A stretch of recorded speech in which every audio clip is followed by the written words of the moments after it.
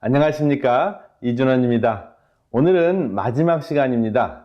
이번 기회에 새로운 것을 실천하신 것은 있으신지요? 저는 무슨 일이 있어도 충분히 잠을 자고 운동하는 것을 실천해 보았습니다. 확실히 에너지 충전이 잘 됐어요. 첫째 시간에는 우리의 운명은 유전인자가 결정하는 것이 아니고 우리의 선택이 결정한다는 것을 배웠습니다. 그리고 우리의 삶의 가장 큰 의미는 하나님을 섬기고 이웃을 섬기는 산제사라는 것을 알게 되었습니다. 오늘도 건강기별을 통한 복음, 새로 배운 것, 내가 실천할 것, 그리고 이웃에게 나눌 것을 생각하시면서 적용하시면 오늘 강의도 값진 시간이 될 것이라고 생각을 합니다.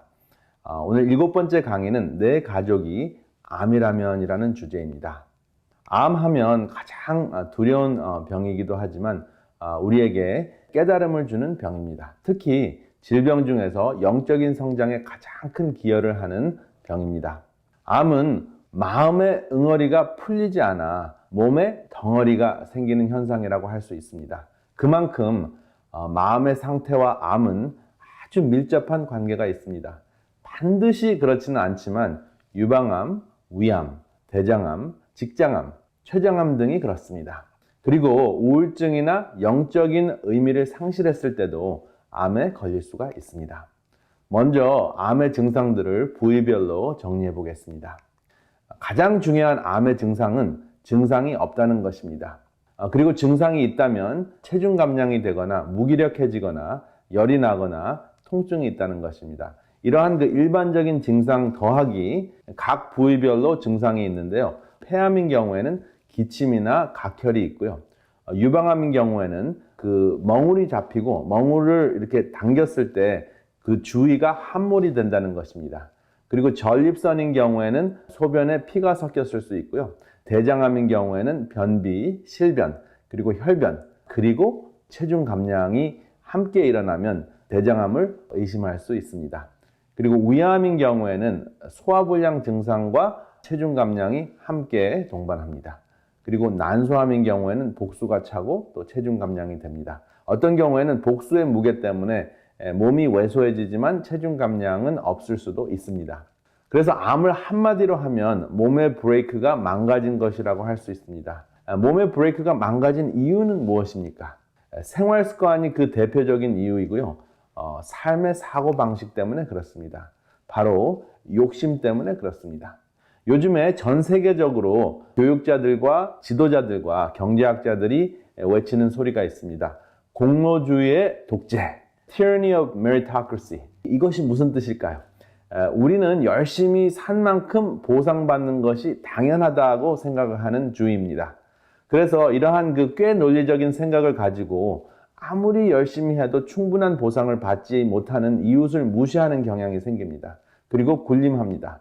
무의식 속에서 그렇습니다. 그것을 서슴지 않고 하는데 어떠한 상황에서 그러냐 생각을 해보니까 잔디 깎는 사람들, 또 쓰레기 버리는 사람들, 또 딜리버리 하는 사람들, 그리고 크게 돈을 많이 벌지 못하는 그 이웃들을 무시하거나 외면합니다. 그래서 우리는 그러한 무시되는 사람들이 되지 않으려고 공로주의에 빠져 매일 지칠 정도로 일하고 삽니다. 무슨 일을 하든지 돈을 많이 모아놓으면 그렇게 무시당하지 않고 사람들에게 외면당하지 않을 수 있다고 무의식적으로 생각하는 것 같습니다. 그리고 열심히 산 만큼 보상을 받으려는 욕심 때문에 결국은 병이 납니다. 돈과 명예, 그리고 혹은 선행에도 인정받기 위해서 절제가 없어집니다. 이 모든 것의 결과는 바로 암입니다. 암은 세포가 쉼을 잃은 병입니다. 그리고 쉼을 잃은 다음에 계속 세포 분열을 통해서 다른 곳으로 침투하는 성질이 생기고요. 그 다음에 90%나 95% 정도의 암은 후천적인 요인에 의해서 생깁니다. 그렇다면 후성 유전학적으로 극복할 수 있다는 이야기죠. 그리고 일반적으로 암은 가장 약한 부분에서 생깁니다. 그러면 세포 속에 무엇이 문제가 생겼을까요? 바로 P53이라는 브레이크가 망가졌기 때문에 암이 생기는 것입니다. 이 P53은 대부분의 암에 문제가 생긴 것인데요. 이 P53은 일반적으로 세포가 제대로 분열을 하고 더 이상 분열이 필요 없을 때는 정지 신호를 주는 것이 P53입니다. 그런데 이 P53이 망가지면 정지 신호가 무시되면서 세포가 덩어리로 변합니다. 그것을 바로 암덩어리, 악성 종양이라고 합니다. 이 건강 법칙은 창세로부터 주어진 불변의 생명 법칙에 포함되어 있습니다. 그래서 유행을 타지 않습니다. 거룩함의 법칙입니다. 이 거룩함은 특별한 목적을 위해 구별되는 것이죠. 특별한 목적은 사랑입니다. 기쁨의 동산 에덴에서 피를 흘려야 되는 그 육식 대신에 채식을 하나님께서 권장하셨습니다.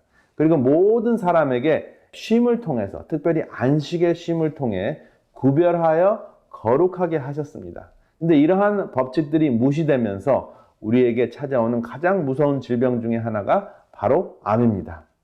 그리고 먹을 것이 부족했던 홍수 이후에는 육식을 허락은 하셨지만 정한 육식을 권장하셨고 피채 먹지 말라고 하셨습니다. 그런데 현대 과학을 살펴보니까 그 이유가 명확해졌습니다. 육식을 통한 피 섭취는 다음과 같은 문제가 있습니다. 피 속에는 철분을 운반해주는 햄이라는 것이 있습니다. 영어로는 힘이라고 하는데요. 논문을 보면 이 힘을 과잉 섭취하면, 한국말로는 이제 햄을 과잉 섭취를 하게 되면 직장암, 대장암, 췌장암, 폐암, 당뇨병, 그리고 심장병에 걸릴 수 있는 확률이 높아진다 하는 것이 확인이 됐습니다. 그래서 사람들이 고기를 즐겨 찾는 이유는 바로 이 힘 때문에 그렇습니다. 햄이라고도 말씀드렸죠. 근데 이것이 고기 맛을 내는 부분인데 이것을 지속적으로 많이 섭취했을 때 다양한 암과 만성질환이 생기는 것입니다. 그리고 최근에는 동물의 피와 접해서 생기는 병이 또 생겼죠. 다양한 역병들이고 또 팬데믹입니다. 바이러스와 박테리아 감염도 피와 깊은 관련이 있습니다. 코로나 바이러스와 같은 병균도 야생동물을 죽이거나 잡아먹는 과정에서 처음 시작됐습니다. 그래서 생태학자들은 성경을 인정하는 사람들이 아님에도 불구하고 채식이 미래 유행병을 막을 수 있다고 이야기합니다. 그리고 사람은 지구의 청지기이기 때문에 생태계를 보호하고 섬기고 사랑해야 될 책임이 있다고까지 이야기를 합니다. 그래서 우리가 육식을 통한 몸속에 일어날 수 있는 염증을 피하고 채식을 통해서 우리 삶이 또 우리의 몸이 쉼을 얻어야 하겠습니다. 바로 수천 년 전부터 있었던 성경의 역병과 팬데믹의 예방 법칙을 다른 사람들이 아니고 생태학자들이 이야기하는 것입니다. 얼마나 놀랍습니까? 그러면 암이 생기는 원인을 구체적으로 살펴보겠습니다. 한자를 보면 입구자가 3개가 있고 매산자가 있죠. 그래서 아침, 점심, 저녁을 산더미 같이 먹거나 또 과식, 야식, 가식을 하면 암이 생긴다라는 의미로 와닿을 수도 있습니다. 그래서 몸과 마음이 또 몸과 마음을 합한 영혼의 부절제 때문이라는 것을 우리가 알 수 있습니다. 암은 그 모습도 부절제된 세포에 증식하는 모습입니다. 그래서 어떻게 과식과 야식과 가식이 어떻게 암을 일으킬 수 있는 요인이 되는지 살펴보겠습니다. 과식을 하면 P53이 차단이 됩니다. 그래서 항암 음식으로 싸워야 합니다. 항암 음식은 무지갯빛깔 음식, 몸의 염증을, 몸의 불을 끄는 음식들이죠. 그리고 대표적으로 셀레늄이 들어있는 마늘과 또 브로콜리, 그리고 P53을 강화시키는 브라질 넛을 섭취하는 것이 암 예방에 매우 중요한 생활 습관입니다. 그리고 두 번째, 암을 일으키는 야식, 굉장히 흔한 것인데요. 멜라토닌을 차단하죠. 멜라토닌이 차단이 되면 암을 억제하는 안식인자 P53이 망가집니다. 그래서 야식이 생각나면 휴식이 없어 생기는 암세포를 기억해내시기 바랍니다. 그러면 생명적 두려움이 작동하여 야식을 피하게 해줍니다. 그리고 야식의 유혹을 뛰어넘으면 진정한 밤잠을 이룰 수 있고 쉼을 이루실 수 있습니다. 그리고 회복할 수 있는 그러한 기회를 우리 몸에게 줄 수 있습니다. 또한 암을 극복하는 데 매우 중요한 것은 강력한 근육입니다. 그래서 강한 근육이 암세포를 굶긴다 하는 것 기억하시기 바랍니다. 정상세포는 또 소통을 합니다. 정상세포는 50대 50 서로 다리를 놓고 필요한 것을 나누어주는 소통을 하는데 암세포는 세포 증식만 하고 전혀 소통을 하지 않아요. 그런데 암세포 옆에 정상적인 세포를 갖다 놓으면 정상세포가 다리를 놓는데 암세포는 전혀 다리를 놓지 않기 때문에 정상세포가 혼자서 100%의 다리를 놓습니다. 그리고 암세포에게 가장 필요한 P53을 전달해서 암세포를 정상화시킵니다. 얼마나 놀랍습니까? 이것이 가능해지려면 정상세포가 건강해야 합니다. 여기 사진을 통해서 암세포가 정상세포에게 P53을 전달받는 모습입니다. 그러면 정상화되죠. 그래서 암 환자에게는 건강한 사람의 따스함이 또 P53을 전해줍니다. 이렇게 암 환자를 따뜻하게 안아주고 끝까지 지켜주면 암세포도 정상화되는 것도 암 환자가 암을 극복할 수 있는 체험도 종종 합니다. 반면 억지로 선한 척을 하는 것은 암을 가져다 줄 수 있습니다. 가식하는 거죠. 가면을 쓰고 가식을 떠는 것입니다. 여기 굉장히 의미심장한 그림이 있습니다. 제가 종종 보는 그림인데요. 여기는 세 사람이 나타납니다.